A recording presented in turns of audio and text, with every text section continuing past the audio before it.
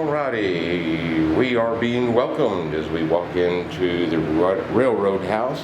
Let's see, hey, there's my tour guide, I believe. Hi, how are you doing? I'm doing just fine. Great. Welcome to the 1879 Kansas Pacific Railroad House. Well, thank you. You're welcome. Appreciate that.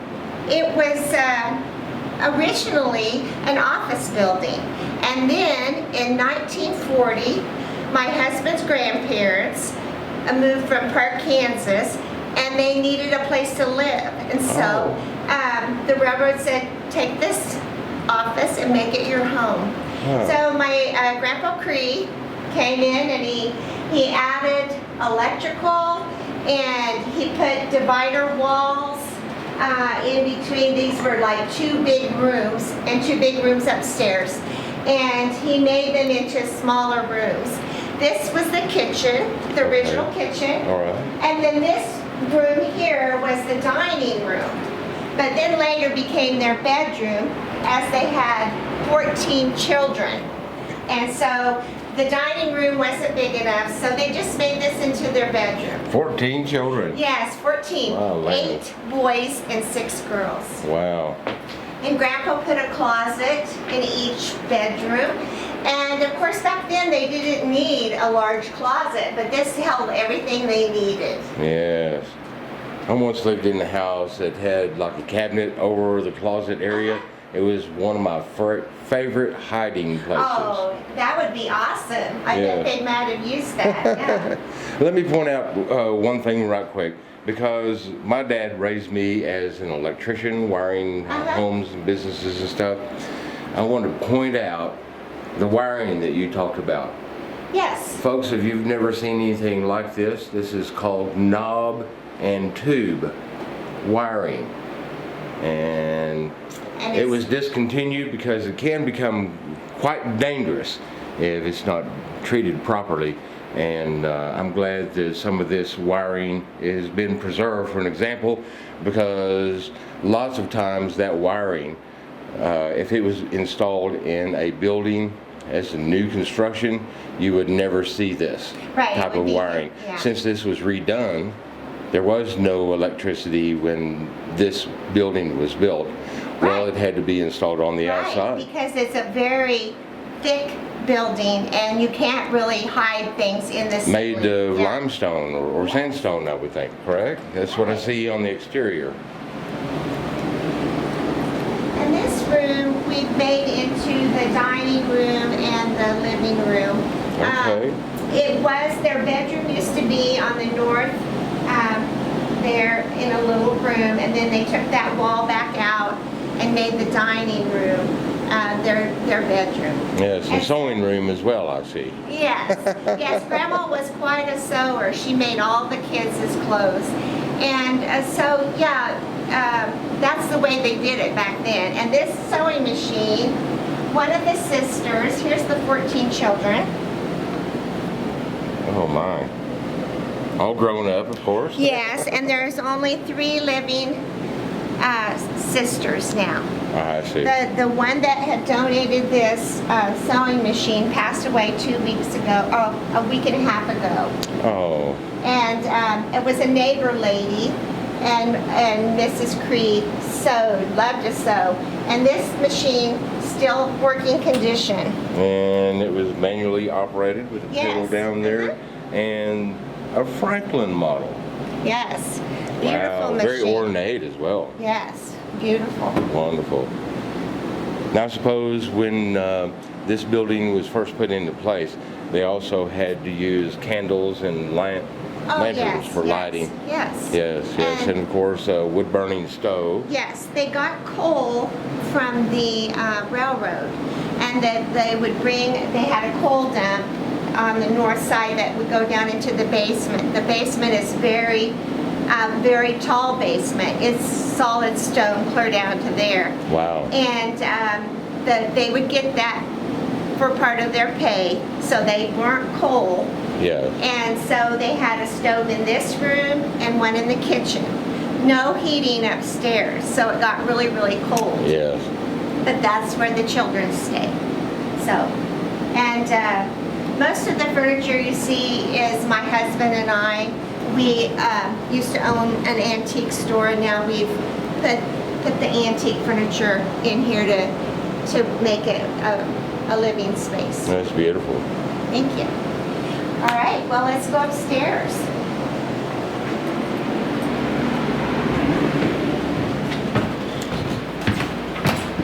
The stairs are a little bit steep compared to modern standards, but Right, but quite wide for an older. you're right about that. Yes. And we have guests staying here, so excuse the clutter. Oh, that's quite all right. I've been warned about that. And of course, we have some modern conveniences for the modern people, such as fans to move a little bit of air around. Right. And the girls were on the west side. There were 6 girls, and they shared these 2 rooms. You don't see these dressing screens much anymore. No. And we kind of put those because to let the air circulate. There's no heating or air conditioning in this house still today. Yes. So we put in window air conditioners and then little heaters in the winter. Yes. But we're trying to get central air, the funding for that. Yeah, so your family actually wound up having to suffer like I did when I was a little kid. Oh, yeah. Where we didn't have air conditioning in the very beginning in the Right. southern part of West Texas. And then later on, we got to a swamp cooler, Yes, which was I a had huge swamp improvement over having nothing at all except for fans. And this was just kind of a storage area. And I just have kind of made it into a little sitting room. But you Yeah. used to be able to see the bluffs before the elevators. Oh, yeah, yeah. And it Yeah, was a watch the trains telegraph. go by. It was a telegraph office. So I don't know if that little room had something to do with the telegraph or not. I don't know. Interesting. And this was the side of the boys. And the girls would say the boys were very, very ornery. There were 8 of them. And so the girls would shut their door and scoot a dresser in front of the door so the Yes, boys yes. couldn't scare them. Yes. It was very funny. Another thing I'll point out, and we have seen this in the other rooms as well, there were no walk-in closets, built-in closets, anything like that. All of these wardrobes built. basically had to be added later Yeah, on. Grandpa was quite a wood Yes. worker. He added a closet in each room. And you know, back then they didn't have a lot of clothes. They True. had probably a good Sunday pair and then a good go to work Yes, pair. yes. So, Oh, nice little rocking horse there. yes, we just got that from And one wooden of the... blocks. You don't see wooden blocks much anymore. Wonderful.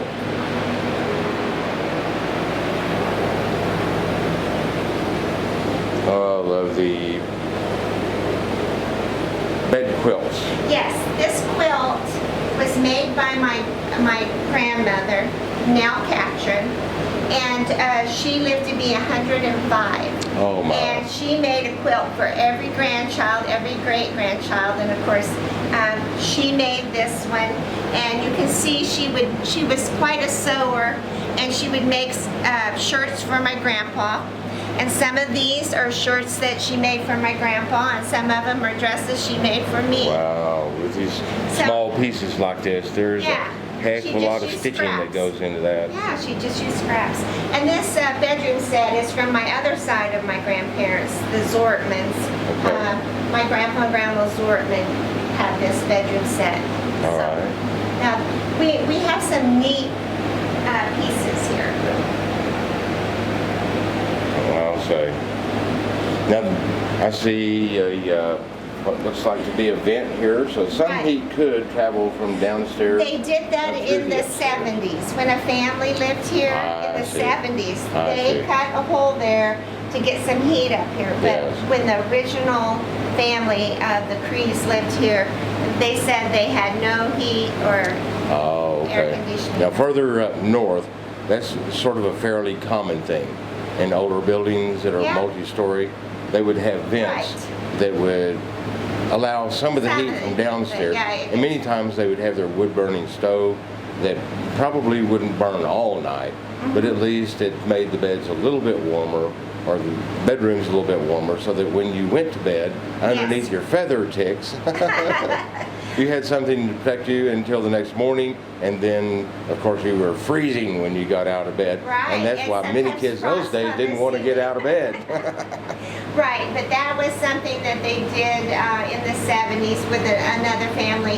Yeah. After these left in 1964, they rented it out to different families for a short time. I see. Yeah. But, Well. Very interesting. that's pretty much the tour.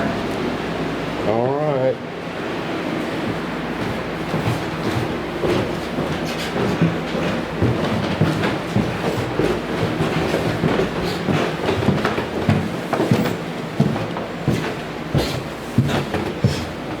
Now, you said that this was originally an office building. Yes. Was there any type of living quarters at all for the No, superintendent not that I who know of. occupied here? And then in 1983, the railroad was really getting tired of taking care of it, and so they sold it to Wallace County for $10, all the land and this Wow. house. Wow. And then the Wallace County had the museum take care of it. I see. And it was in pretty bad shape.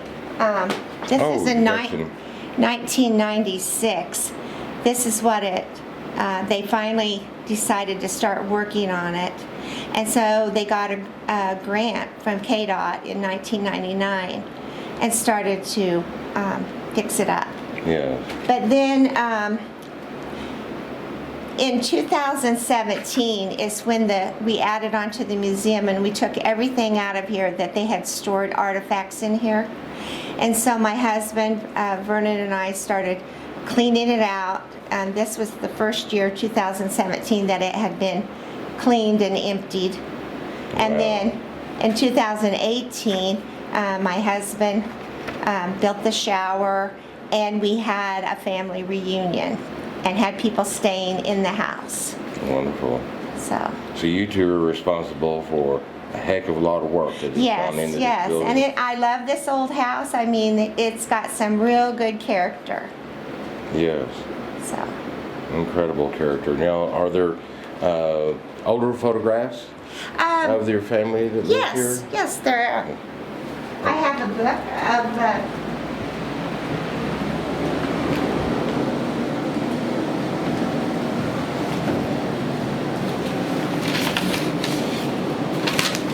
There had to be a family album available somewhere. Yes, these are the new pages, but this was Edgar and Edith, and it goes through each child and how they ended up, and Wow. So somebody has done a great job this of is one chronicling. of this is your the family sisters history. have done that. Have I been working encourage on. families to do that all yeah. the time. It's There's just no way that I amazing. can get around and do a lot of this work. Families really need to undertake some of this on their own. Right, absolutely. Yeah, they've just kind of talked about and this is how you get rid of somebody when you get divorced in the old days. That's how you take them out of the picture. You just scratch them out. Oh my! I couldn't tell what that was. That was her husband, and he's Okay. no longer in the picture. Well, is that the same thing there, or is that just print damage? I think it might be she scratched him out, yes. Okay. Wow. Incredible. Maybe modern. Well, it's kind of. Well, I guess you'd have to Photoshop today. Yes, right? But back then, that was just the shot. Oh, wonderful. Wonderful. Yeah, there's just lots of history in this area, and yeah. Yes. Okay. Well, let's tell the folks who are watching this how, if they have an opportunity to come by and visit as well. Yes, stop by the Fort Wallace Museum, and also on our website you can find the information and the phone number to call. We do rent it out at $100 a night, all 5 bedrooms. It just has a single bath, and just give us a call, and we'd love to have you. So it'd probably be a good idea to maybe call a week ahead, make reservations. Oh something yeah, of that nature. reservations are a must on that. So, Yes, yeah. okay. Call ahead at the Fort Wallace Museum in Wallace, Kansas. Okay. And I can't remember their phone number right now, but you can call my phone I'll number. put all that information down Okay. below this video in the description right. box there on YouTube.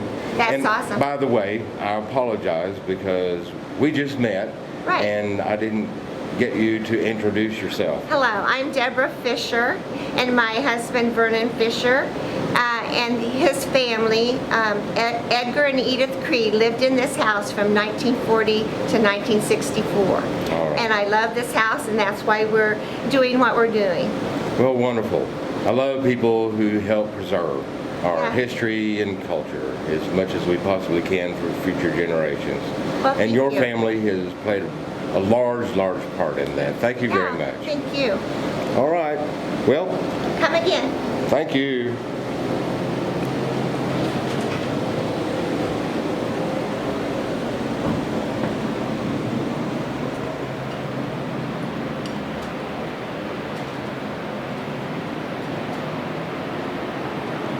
Look at these wonderful sink cabinets and cabinets for the food, spices, table. There's an old-fashioned wooden cabinet, and look at this stove. That is amazing. Well, thank you guys for joining us